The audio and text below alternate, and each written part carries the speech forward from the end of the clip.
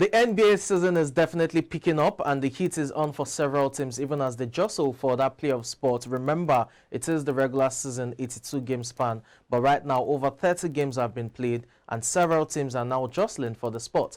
Well, we'll begin with the defending champions Golden State Warriors. They were in action against the New York Knicks and it was a blowout loss for the Warriors, who had to do without the services of talisman Steph Curry. Jordan Poole top scored for the Warriors with 26 points. We had Jonathan Kuminga with 13 points, while the trio of Draymond Green, Klay Thompson, as well as T.Y. Jerome had 11 points apiece. While for the New York Knicks, Emmanuel Quickly scored with top scored with 22 points. Jalen Brunson with 21 points. You had Quentin Gomez with 19 points. R.J. Barrett had 18 points. Julius Randle 15 points and 12 rebounds in there, not forgetting Mitchell Robinson with 9 points and 11 rebounds as the New York Knicks won by 132 to 94 points, which is a blowout win, it must be said, for the New York Knicks. The win also means that they've won 8 successive games and they have the longest winning streak in the NBA as at this moment. The win also propels them to 18 wins and 13 losses to the start of the season. For the Warriors, well, the title defense has kicked off on a relatively bad note. They have 15 wins and 17 losses to the start of their title defense. As I said earlier, Steph Curry couldn't play in there, but he wasn't the only one out. You had Andrew Wiggins as well, who couldn't play the match, while for Andre Iguodala is yet to even make a debut this season following a left hip injury. So the Warriors definitely are struggling, especially away from home, as they've won only 3 of 18 games. In other words, they've won 3 and lost 15 away games. Definitely not good for the Warriors, who are trying to defend their title in terms of repeating. Well, let's talk about the Wizards. Yes, the Washington Wizards were in action against the Phoenix Suns. The Washington Wizards finally won a game after 10 successive, losses on the bounce. They were able to get one, and this time around it was against the Phoenix Suns. 113 to 110 points that ended as the, Washington Wizards were able to get the better of the Suns. You had Kyle Kuzma, the former Lakers man, top scoring for them with 29 points. Daniel Gifford had 12 points and 8 rebounds. Bradley Beal scored 27 points in there as well, not forgetting Denny Avdija, who had 16 points and 10 boards in the game for the Wizards, who ran out 113 to 110 points, as I said earlier. For the Phoenix Suns, talisman Devin Booker was missing in action, and that's due to a groin soreness, so he couldn't play in this one. And it was Landry Shamet who led them with 31 points. DeAndre Ayton scored 30 points, gathered 13 boards, but that wasn't enough.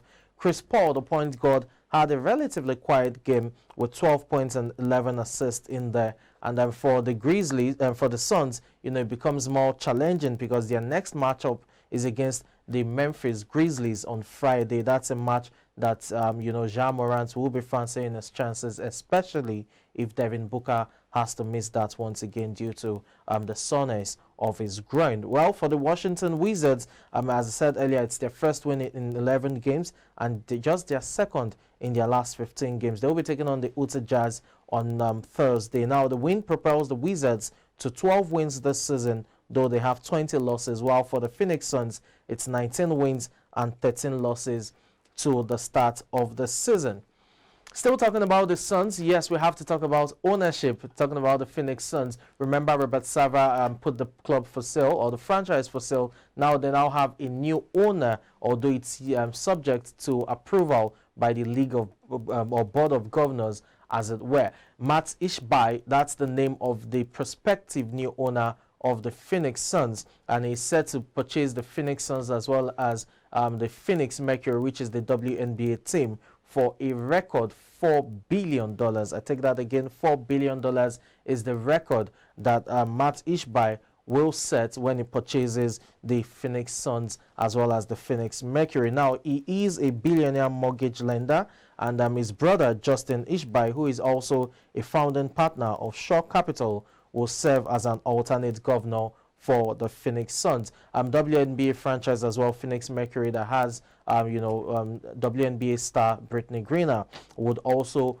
be part of the deal. Now, this is the most expensive sale of an NBA team ever. The previous record was held by Joe Tsai, of the Brooklyn Nets in 2019 when he purchased the franchise for $2.35 billion, while you had in 2017 Tillman Fertitta purchased the Houston Rockets for 2.2 billion naira. Remember, the other over $2 billion NBA franchise is the Los Angeles Clippers, which Steve Ballmer purchased for $2 billion in 2014. So the Phoenix Suns have a new owner in waiting. In fact, that those who think that the approval from the the Board of Governors as well as background checks is a mere formality and the deal will be approved. It will be interesting to see the new leadership in place following Robert Sarver's 18-year tumultuous, leadership, wherein there were allegations of misogyny as well as racism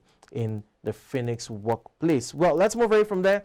Still talking about the NBA, back to on-court affairs, and it has to do with the Denver Nuggets. Yes, the Nuggets were in action, and once again, you had Nikola Jokic, the reigning MVP, registering a triple-double, 13 points, 13 assists, 13 rebounds in there as the Nuggets ran out 105 to 91 points winners over the Memphis Grizzlies. Jokic, that was his 82nd career triple-double and the 6th for the season. Aaron Gordon scored 24 points, Bruce Brown with 16 points, and rookie Christian Brown had 13 points for the Nuggets. For the Grizzlies, starman Ja Morant, who is right there on your screen, scored 35 points, also dished out 10 dimes, but that wasn't enough to get the Grizzlies over the finish line. Remember, the Grizzlies are missing Desmond Bane, the second big man, or the assist, the backup to Morant, who is out due to a big toe problem on his right foot, and he's missed 17 successive games. I'm sure the Grizzlies will be hoping he gets back to court or fitness as quickly as possible. Well, the loss condemns the Grizzlies to 11 losses this season while they have 19 wins, while for the Nuggets, they have 19 wins as well as 11 losses. Let's move away from there now and talk about football. And yes, the Carabao Cup is on. You want to call it the EFL Cup. Manchester United will be in action today, and it's a tricky tie against Burnley, who are topping the championship table at this point. Remember, Burnley are a difficult side to play with, especially during the days of Sean Dyche when they were still in the Premier League. So Manchester United will be hoping that the stars who went to the World Cup are not burnt out and that fatigue won't be obvious when they take on Burnley, a very tricky side, it must be said. Still talking Man U, you know quite well that they've also extended the contracts of 4 players by a year. You have Diogo Dalot, you have Luke Shaw, you have Marcus Rashford, as well as Fred. All 4 of them have been given a year contract extension, while for goalkeeper Derek De Gea, negotiations are ongoing. His contract ends at the end of this season, so Manchester United needs to wrap up negotiations before the end of this month, or else by January 1st, David De Gea will be free to sign a contract with any other club. He currently earns £375,000 a week, making him the highest paid player ever.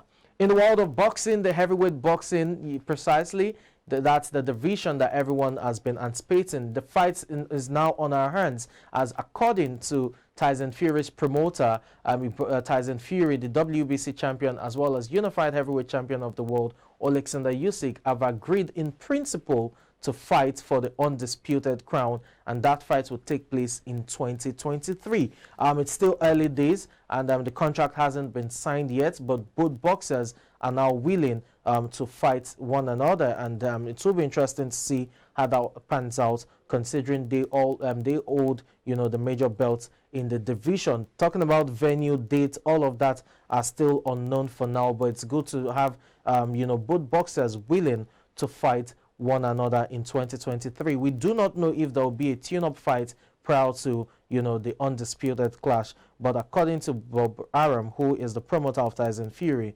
Fury and Alexander Usyk will get ready to rumble in the ring in 2023, and that's the fight that so many people are looking forward to.